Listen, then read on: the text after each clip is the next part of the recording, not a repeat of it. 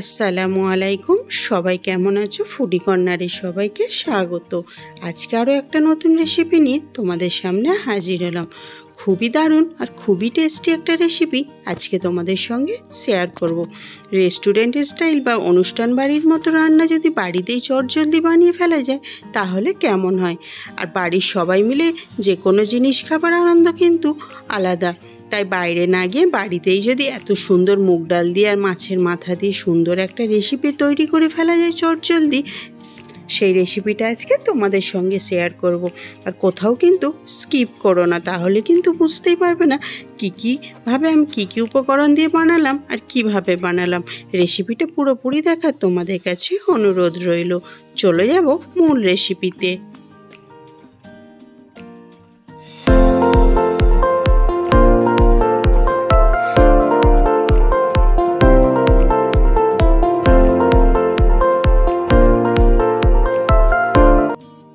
বিয়েবাড়ির বা অনুষ্ঠান বাড়ির মতো মাছের মাথা দিয়ে মুগ ডাল রান্না করার জন্য আমি এখানে প্রথমে এক বাটি নিয়ে নিলাম মুগের ডাল।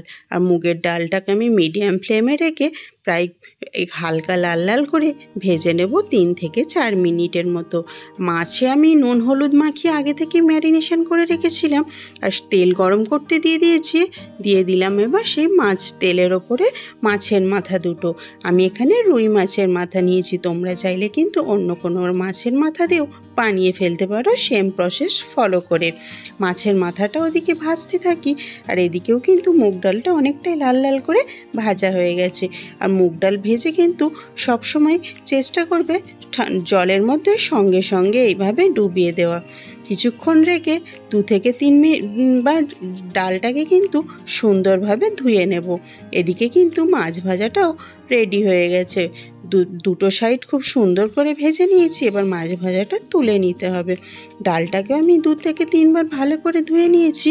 তারপরে আমি এখানে একটা প্রেশার কুকার নিয়ে নিয়েছি। প্রেশার কুকারের মধ্যে সমস্ত ডালটাকে এইভাবে দিয়ে দেব একটা সামান্য পরিমাণে দিয়ে দিলাম জল সিদ্ধ হবার জন্য, আর একটা দিয়ে দিলাম তেজপাতা। তারপরে আমি একটা বা দুটো সিটি দিয়ে নেব।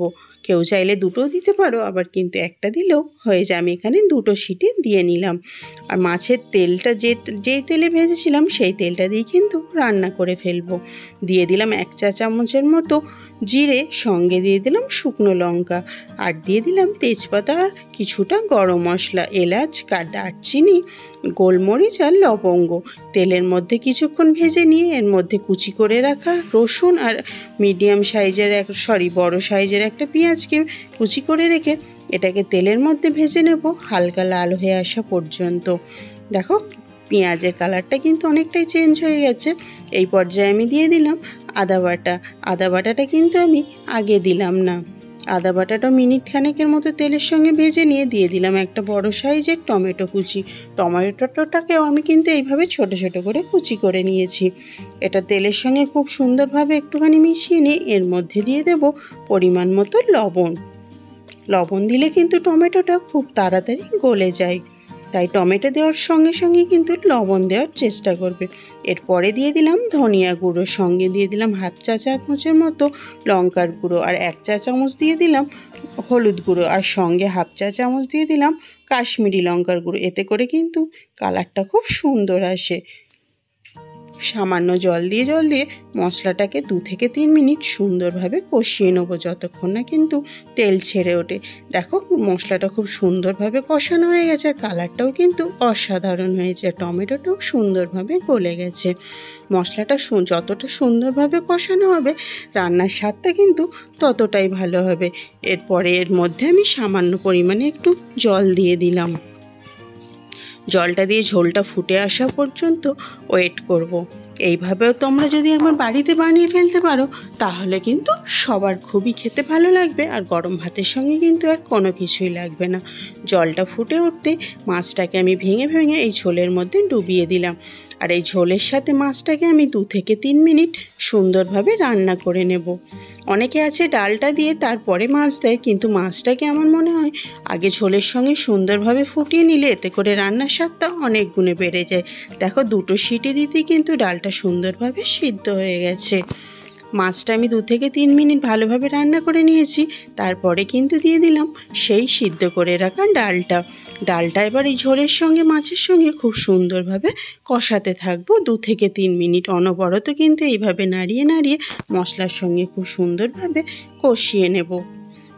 কড়াইটা ছোট থাকার জন্য আমি কড়াইটা চেঞ্জ করে নিলাম, আর এই কড়াইতে দিয়ে আবার আমি 2 থেকে 3 মিনিট মিডিয়াম ফ্লেমে রেখে সুন্দরভাবে অনেকক্ষণ ধরে ফুটিয়ে নিলাম। তারপরে নামিয়ে নেওয়ার আগে ওপরে দিয়ে দিলাম একটা কাঁচা লঙ্কা, 1 চা চামচের মতো দিয়ে দিলাম চিনি, আর 1 চা চামচের মতো দিয়ে দিলাম ঘি। এতে করে কিন্তু ফ্লেভারটা দারুণ আসে। তোমরা চাইলে দিতেও পারো, আবার চাইলে নাও দিতে পারো। তবে রান্নাটা কিন্তু অনুষ্ঠান বাড়ির থেকে কোনো অংশে কম হয়নি। তোমরা বাড়িতে কিন্তু এইভাবে একবার বানিয়ে দেখতে পারো। এবারে গ্যাসটাকে বন্ধ করে রেখে দেবো 3-4 মিনিটের মতো ঠান্ডা হতে। দেখো ওপর থেকে কিন্তু একটা সুন্দর লেয়ার পড়ে গেছে ঘিয়ের। এরপরে আমি এটা পরিবেশন করে ফেলবো। এই রকম যদি ডাল রান্না তোমরা বাড়িতেই বানিয়ে ফেলতে পারো চটজলদি, তাহলে কিন্তু সবার খেতে খুবই পছন্দ হবে। আর অনুষ্ঠান বাড়ির মতো এইরকম মুগের ডাল মাছের মাথা দিয়ে আমরা বাঙালিরা কেনা পছন্দ করি। আর এই রেসিপিটা যদি তোমাদের ভালো লেগে থাকে তাহলে কিন্তু অবশ্যই একটা লাইক দিও, আর কমেন্ট করে জানাতে ভুলো না আজকের এই রেসিপিটা তোমাদের কেমন লেগেছে। আর তোমরা আমার চ্যানেলে যদি আজকে নতুন সদস্য হয়ে থাকো তাহলে কিন্তু চ্যানেলটিকে অবশ্যই সাবস্ক্রাইব করে পাশের বেল আইকনটি অন করে দিও, যাতে ভিডিও দেওয়ার সঙ্গে সঙ্গে নোটিফিকেশান পৌঁছে যায়।